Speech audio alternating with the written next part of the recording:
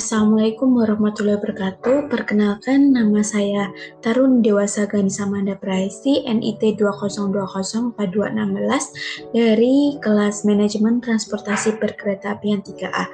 Di sini saya akan menjelaskan tentang prosedur pengoperasian lokomotif diesel elektrik. Berikut ialah daftar isi dari prosedur pengoperasian lokomotif diesel elektrik. Yang pertama ialah menggerakkan lokomotif, mempertahankan kecepatan, mengurangi kecepatan, pengaturan pengereman, membalik arah. Selanjutnya, teknik pendinasan lokomotif diesel elektrik, menarik lokomotif mati atau tarik dingin, melewati jalan banjir, dan yang terakhir, lokomotif melewati wesel dan jalan silang. Saya akan membahas satu persatu. Yang pertama, yaitu menggerakkan lokomotif. Ada beberapa faktor yang mempengaruhi lokomotif ini mulai bergerak. Yang pertama, jenis lokomotif, berat rangkaian kereta api, lereng penentu, kondisi trek yang meliputi lengkungan, tanjakan, licin, dan keterampilan masinis. Berikut ialah persyaratan yang harus dipenuhi untuk menggerakkan lokomotif.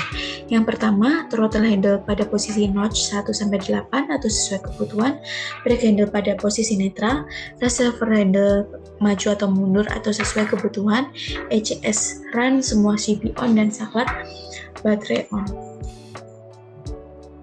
Ini ialah langkah-langkah untuk menggerakkan lokomotif. Yang pertama, gerakan gagang tenaga naik setingkat demi setingkat ke notch yang lebih tinggi, diusahakan tidak terjadi roda slip. Yang kedua, rem dilepas secara perlahan-lahan. Dan yang ketiga, harus memperhatikan load meter, diusahakan jarum selalu menunjukkan pada daerah hijau. Kedua, ialah mempertahankan kecepatan. Yang harus diperhatikan untuk mempertahankan kecepatan, yang pertama ialah pada jalan datar, turunan maupun tanjakan, masinis harus dapat mengatur antara posisi gagang tenaga, throttle handle, dengan pengereman harus selalu dalam posisi sesuai kebutuhan. Yang kedua ialah harus memperhatikan speedometer dan load meter, di mana kedua peralatan ini adalah sebagai pedoman pada saat menambah atau mengurangi tenaga dan melakukan pengereman. Jangan sampai penunjukan pada kedua peralatan tersebut, baik speedometer maupun load meter, melampaui dari batas yang distandarkan. Yang ketiga ialah mengurangi kecepatan. Cara-cara untuk mengurangi kecepatan, yang pertama, turunkan posisi throttle handle ke posisi yang lebih rendah tanpa dipengaruhi pengereman. Yang kedua ialah mengurangi tenaga lokomotif dengan menurunkan posisi throttle handle ke posisi yang lebih rendah disertai dengan pengereman. Dalam pengereman mengurangi kecepatan atau pengereman ini terdapat transisi dalam perubahan kecepatan. Transisi ini ialah berubahnya rangkaian hubungan antara traksi motor karena berubahnya kecepatan kereta api atau lokomotif bertujuan untuk arus yang masuk ke traksi motor selalu dalam batas yang ditentukan walaupun putaran traksi motor selalu berubah sesuai dengan kecepatan kereta api. Ini ialah persyaratan atau pengaturan transisi lokomotif CC201, yaitu seri paralel dengan kecepatan 0-25 km per jam dengan putaran aksel 0-160 rpm. Sedangkan seri paralel lapang lemah dengan kecepatan 25-35 km per jam dengan putaran aksel 160-206 rpm. Selanjutnya, paralel dengan kecepatan 35-75 km per jam dengan putaran aksel 206-450 rpm. Dan paralel overspeed kecepatan dengan kecepatan 120 km per jam dengan putaran aksel 590 rpm.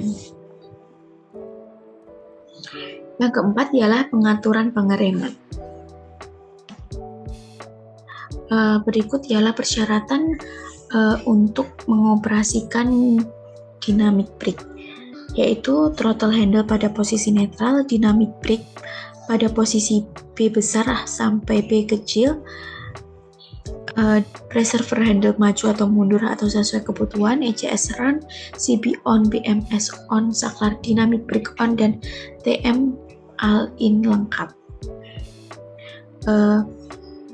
TM all-in lengkap ini maksudnya TM1 dan TM2 terhubung kopel, TM3 dan TM4 terhubung kopel, dan TM5 dan TM6 berhubung kopel. Dengan adanya hubungan ini, maka TM siap mengeluarkan arus ke grid dan blower.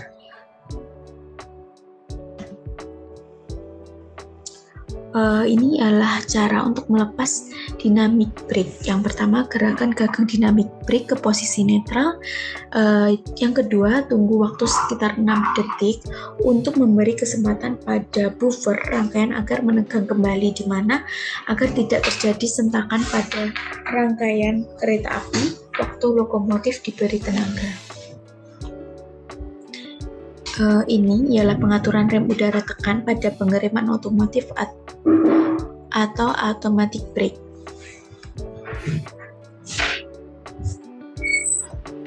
Yang pertama ialah gagang tenaga throttle handle digerakkan pada posisi netral. Yang kedua, gagang pembalik reservoir arah tetap pada posisi yang dikehendaki. Yang ketiga, gerakan gagang pengereman otomatis pada posisi servis pada nol pertama. Setelah terasa ada reaksi pengereman secara gradual ke posisi yang dikehendaki, untuk melepas pengereman automatic brake, yang pertama ialah gerakan gagang pada posisi rilis, sehingga dengan sendirinya tekanan udara pada brake pipe akan naik kembali normal dan pengereman akan lepas. Yang kedua, usahakan bahwa blok rem sudah pada posisi lepas beberapa saat sebelum roda berhenti untuk menghindari hentakan. Ini adalah pengaturan rem udara tekan, pengereman independen atau di lokomotif diesel elektrik, yaitu terdapat dua posisi, yaitu rilis atau lepas rem dan aplikasi atau pengereman. Yang kelima ialah pembalik arah.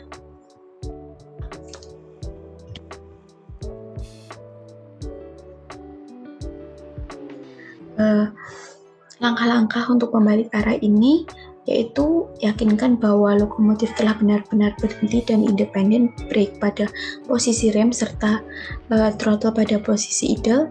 Gerakan gagang kembali arah ke arah gerakan lokomotif yang dikehendaki, dan yang ketiga ialah berikan gagang tenaga dari kedudukan 1 sampai 8 tergantung tenaga yang diperlukan secara bertahap, serta lepas rem independen dengan perlahan. Yang keenam ialah teknik pendinasan lokomotif diesel elektrik. Macam-macam dinasan lokomotif. Yang pertama ialah kereta api dengan lokomotif tunggal. Yang kedua, kereta api dengan lokomotif ganda. Teknik pengoperasiannya terdiri dari pelayanan individu, multiple unit, lokomotif ganda duanya di depan, dan lokomotif ganda 1 di depan dan 1 di belakang. Yang ketiga ialah kereta api dengan lokomotif pendorong. Ini ialah prosedur pengoperasian lokomotif tunggal dengan throttle handle 1-8 sesuai kebutuhan, reservoir handle dalam posisi maju atau mundur atau sesuai kebutuhan, dynamic brake handle pada posisi netral atau dikerjakan bila saat diperlukan, auto brake handle dalam posisi rilis atau dikerjakan bila diperlukan, cut off pilot valve pada posisi in, dan independent brake handle pada posisi rilis, EC pada posisi run, saklar on, CB on, dan deadman dikerjakan dengan injak lepas.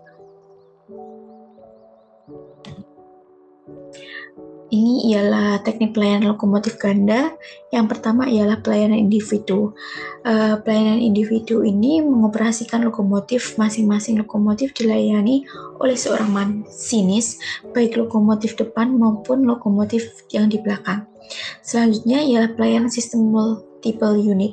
Dengan mengoperasikan lokomotif, kedua lokomotif dilayani oleh seorang masinis, yaitu oleh yang depan saja seperti pelayanan pada KRD atau KRL. Ini ialah persyaratan pengoperasian lokomotif ganda. Masing-masing lokomotif dilayani secara individu, yaitu throttle handle 1-8 pada lokomotif ke-1 dan lokomotif ke-2 juga 1-8. Reservoir handle maju atau mundur pada lokomotif ke-1 dan lokomotif ke-2 sesuai arahan lokomotif ke-1. Dynamic brake handle pada lokomotif 1 di netral dan lokomotif ke-2 juga di netral. Pada automatic brake handle, lokomotif ke-1 ini sesuai kebutuhan dan lokomotif ke-2 ini pada posisi handle off. Cut off pilot valve lokomotif ke-1 ini pada posisi in serta lokomotif ke-2 pada posisi out. Independent brake handle pada lokomotif ke-1 sesuai kebutuhan dan lokomotif ke-2 juga sesuai kebutuhan. Pada peralatan ICS, lokomotif ke-1 pada posisi run dan lokomotif ke-2 juga pada posisi run. Saklar on, CB on, dan deadman dikerjakan. Ini yaitu cara pemberian tenaga pada pengoperasian traksi ganda. Yang pertama, masinis depan memberi tenaga terlebih dahulu pada lokomotifnya. Jika sudah terasa ada tarikan, masinis belakang memberikan tenaga. Pengaturan tenaga disesuaikan agar tidak terjadi hentakan. Untuk cara mengurangi tenaga pada pengoperasian traksi ganda, yang pertama ialah masinis depan memberi semboyan. Dengan adanya semboyan ini, masinis belakang mengurangi tenaga, dan ada pengurangan tenaga, maka masinis depan baru mengurangi tenaga lokomotifnya. Ini ialah persyaratan pengoperasian lokomotif multiple unit. Yang pertama, throttle handle pada lokomotif ke-1 ini 1-8 atau sesuai kebutuhan, dan lokomotif ke-2 ini netral. Reservoir handle maju atau mundur pada lokomotif ke-1 dan lokomotif ke-2 netral dan handle dilepas. Peralatan dynamic brake handle, lokomotif ke-1 netral dan lokomotif ke-2 juga netral.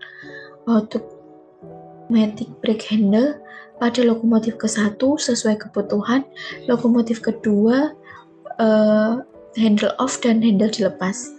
Peralatan cut out pilot valve pada lokomotif ke-1 pada posisi in dan lokomotif ke-2 pada posisi out. Independent brake handle, lokomotif ke-1 sesuai kebutuhan, lokomotif ke-2 dilepas. ECS run, saklar on, CB on, deadman dikerjakan, dan pada lokomotif ke-2 ini dinonaktifkan, dan